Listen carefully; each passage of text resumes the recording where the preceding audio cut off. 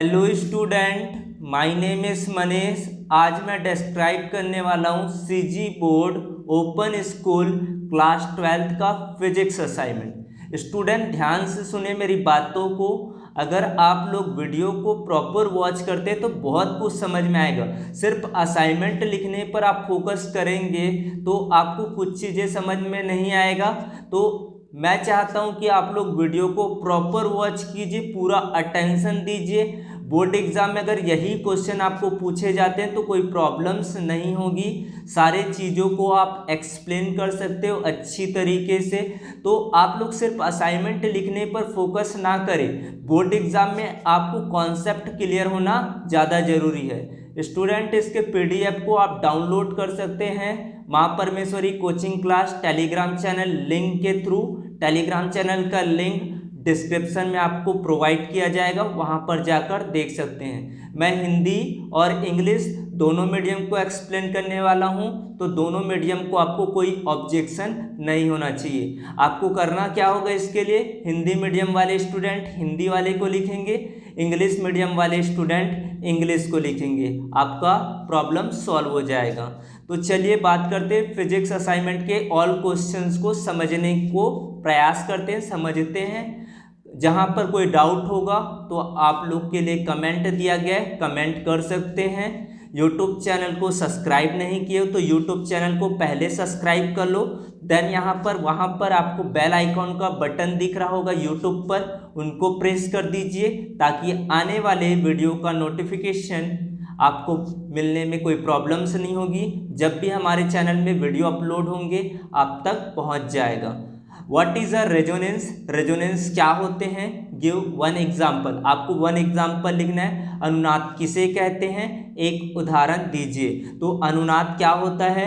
जब बाह्य आवर्त बल की आवृत्ति किसी यंत्र की आवृत्ति के बराबर हो जाए तो आवृत्ति क्या हो जाती है? फ्रिक्वेंसी बढ़ जाती है और एम्पलीट्यूड भी क्या हो जाती है? इंक्रीज हो जाती है। इस स्थिति को क्या कहते हैं? रेजोनेंस कहते हैं। और रेजोनेंस का एग्जाम्पल है to listen to a radio station और to view a TV channel, इसके एग्जाम्पल है। और भी एग्जाम्पल है रेडियो, डोरी में कंपन, इसके बहुत सारे एग्जाम्पल है।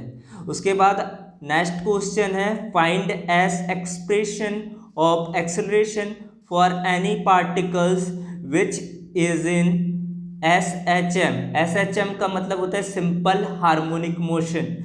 सरल आवर्त गति करते हुए कण के त्वरण हेतु व्यंजक प्राप्त कीजिए।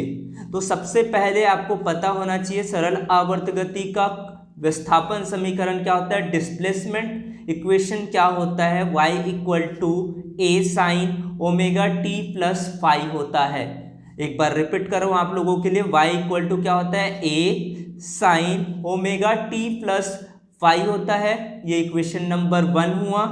यदि पार्टिकल्स के एक्सेलरेशन क्या हो? अल्फा हो, तो अल्फा को हम लोग लिख सकते हैं D square Y by D T square. इसको हम लोग डिनोट कर सकते हैं D by D T D Y by D T. Values put करेंगे y की तो d बाय डी टी आपका आउटसाइड में रहेगा, इनसाइड में आएगा आपका d बाय डी टी। आपका y की वैल्यू पुट करोगे a sine omega t plus phi, फिर आपका बाहर में d by D T a omega. अब यहाँ पर से आपका पूरे फंक्शन का जो डिफ्रेंशिएशन होगा वो क्या होगा? Cos omega t plus phi होगा आपका। उसके बाद आप a ओमेगा को बाहर निकाल लोगे तो d by D T cos omega t plus phi होगा। फिर से आप डिफ्रेंशिएट करेंगे तो क्या आएगा? Minus a omega square sine omega t plus क्या हो जाएगा? फाई होगा। यहाँ पर से फिर अल्फा इक्वल टू क्या है आपका? Alpha equal to minus a omega square y by a। तो यहाँ से अपन इसको डिनोट कर सकते हैं alpha equal to minus omega square into Y. यहाँ पर से हम क्या बता सकते हैं इससे कि alpha directly proportional to Y. सरल आवर्त गति करते हुए कण का जो एक्सेलरेशन होता है उसकी साम्य स्थिति से विस्थापन के क्या होता है? अनुक्रमानुपाती होता है।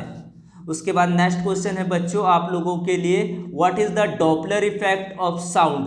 ध्वनि का डॉपलर प्रभाव क्या होता है। When there is a relative motion between a sound source और a listener, the listener perceives a changes in the frequency of the sound source.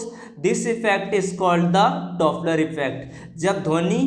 जब किसी ध्वनि स्रोत तथा श्रोता के बीच आपेक्षिक गति होती है तो श्रोता को ध्वनि स्रोत की आवृत्ति में परिवर्तन प्रतीत होता है, बदलाव नजर आता है। इस स्थिति को आपको क्या कहा जाता है, डॉपलर इफेक्ट कहते हैं। उसके बाद बच्चों आप लोगों के लिए अनुप्रस्थ तरंग एवं अनुदैर्घ्य तरंग में अंतर स्पष्ट करना है। तो आप अनुप्रस्थ तरंगे क्या होती है, माध्यम के कणों का विस्थापन तरंग के संचरण की दिशा के क्या होता है, लंबवत होता है।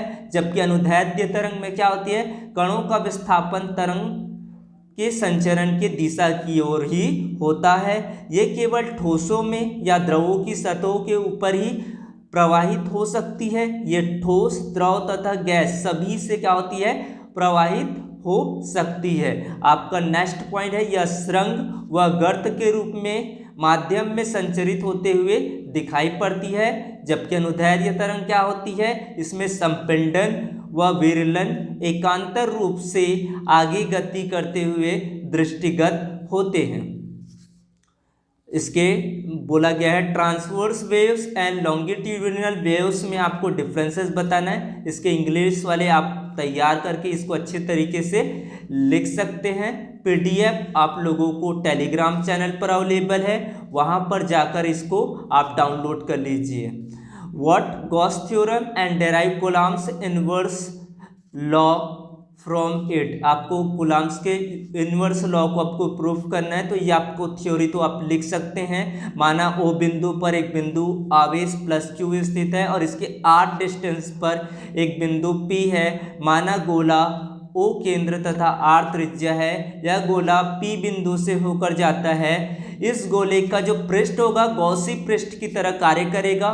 इस गोले के पृष्ठ पर प्रत्येक बिंदु पर विद्युत क्षेत्र की जो इंटेंसिटी होगी एक समान और पृष्ठ के लंबवत बाहर की ओर होगा।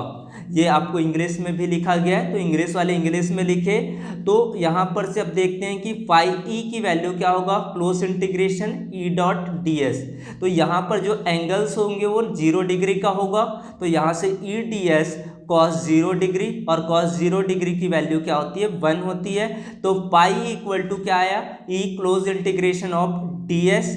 तो phi E close integration of D S यानी कि गॉसी पृष्ठ का टोटल सरफेस एरिया कितना होता है, 4 पाई स्क्वायर होता है। तो यहाँ से पाई ई इक्वल टू क्या आ गया, A dot 4 pi R square. तो गॉसेस थ्योरम बाय का गॉसेस थ्योरम से क्या होता है, pi E equal to total plus क्या होता है, क्यू बाय एप्सिलॉन नॉट होता है।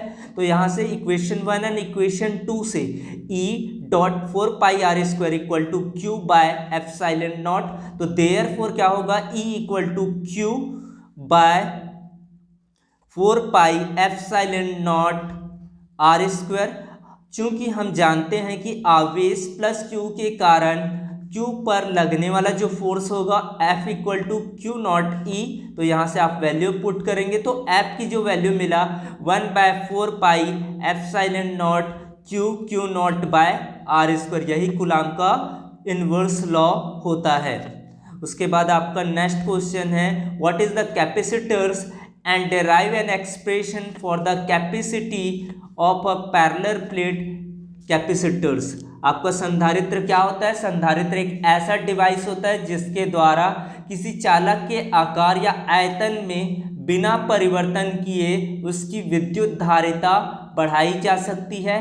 वास्तव में जो संधारित्र होता है विद्युत ऊर्जा अर्थ संचित करने का एक साधन होता है आपका। इस तरह से आपको इसका डायग्राम प्रिपेयर करना है। डायग्राम बनाने के बाद अब इसको डेरिवेट करते हैं। तो डेरिवेशन में आपको क्या लिखना है, मान लो ए और बी दो समांतर संधारित्र प्लेट की दो प्लेटें हैं। क्या बोला आपको, ए और बी समानांतर प्लेट संधारित्र की दो प्लेटें हैं, ए और बी। उसके बाद यहाँ पर दिया गया है उनमें से प्रत्येक का क्षेत्रफल ए है, दोनों के मध्य के का परावैद्युतांक माध्यम है। उसके बाद आपको डेरिवेट करना है।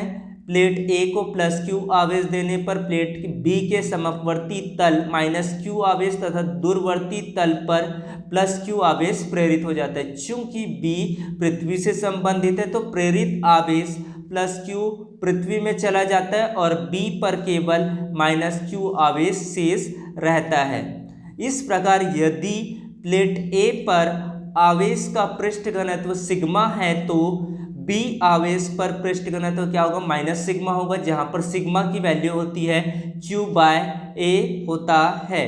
तो अब देखते दोनों प्लेटों के बीच की जो धारिता होगी, इंटेंसिटी होगी, सिग्मा अपॉन के एप्सिलॉन नॉट या फिर क्यू के ए एप्सिलॉन नॉट होगा। अब ए और बी के बीच का जो विभवांतर होता है वो क्या होता है, तीव्रता इंटू क्या होता है, दूरी होता है। तो v into V equal to E cross D होगा। अब यहाँ पर आप वैल्यूज को पुट करेंगे तो c की जो वैल्यू आपको ऑब्टेंड होगी के एप्सिलॉन नॉट ए डी होगा। दिस इज द आपका रिक्वायर्ड एक्सप्रेशन होगा। उसके बाद आप LCR परिपथ के लिए आपको ज्ञात करना है परिणामी voltage, resultant voltage find out करना है, प्रतिबाधा आपको निकालना है और अनुनादी आवृत्ति आपको फाइंड आउट करना है। इस तरह से इनकी सारे चीज़ों को मैंने मेंशन कर दिया है। तो इन चीज़ों को आप समझ सकते हैं, आपको पहले निकालना पड़ेगा सारे चीज़ को, आपको इसमें लिखा हुआ है, आपको कोई दिक्कत नहीं होगा। कहीं पर अगर डाउट होगा, अगर LCR आप समझाने के लिए बोलेंगे तो मैं समझा दूंगा, उसमें कोई डाउट नहीं आपको। तो आप सारे चीज़ों का स्क्रीनशॉट ले लें या फिर इसके PDF को आप टेलीग्राम चैनल के थ्रू डाउनलोड कीजिए। ये फेज़र आरेख आपको बनाने आना चाहिए। सारी चीज़ें इस श्रेणी क्रम में जो LCR परिपथ का जो फेज़र आरेख होता है, ये आपका परिपथ होता है, ये सारी चीज़ें आपको पता होना चाहिए। ठीक है बच्चों, इसमें कोई आपको कोई संदेह नहीं होगा। सारी चीज़ आपको अवेलेबल करा दिया गया है। सारी चीज़ों को हिंदी और इंग्लिश मीडियम वाले बच्चे अच्छी तरीके से इसको नोट डाउन कर ले।